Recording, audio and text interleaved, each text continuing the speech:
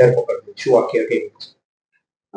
ગઈ 30 જૂનના રોજ યુનિવર્સિટી પોલીસ સ્ટેશન વિસ્તારમાં એક વ્યક્તિની ડેડ બોડી એક જગ્યાએ છે એવી માહિતી મળી હતી. અમારી ટીમ પહોંચી ગઈ અને તાત્કાલિક જાણ થઈ કે આ વ્યક્તિને કોઈએ પથ્થર મારી અને મૃત્યુ નિપજાવેલું પ્રાથમિક દ્રષ્ટિએ અમને જાણ થઈ.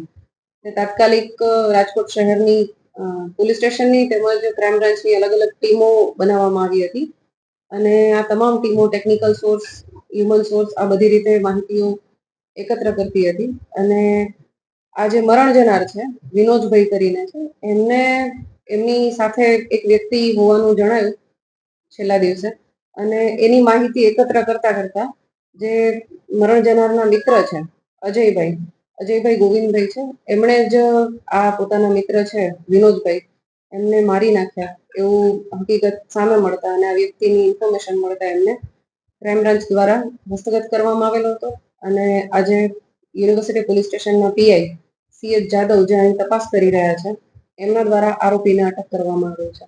હત્યાનું મુખ્ય કારણ શું છે? હત્યાનું મુખ્ય કારણ હાલ જે આરોપી બતાવી રહ્યા છે એ પ્રમાણે એ લોકોને દારૂ પીવા બાબતે ઝઘડો થયેલો હતો આવું પ્રાથમિક દ્રષ્ટિએ બતાવી રહ્યા છે. પણ આરોપી હજી અમારી કસ્ટડીમાં છે. આરોપીના રિમાન્ડ પણ લેવામાં આવશે અને જે પણ સત્ય હકીકત બહાર આવશે એ પાછળથી જણાવવામાં આવશે.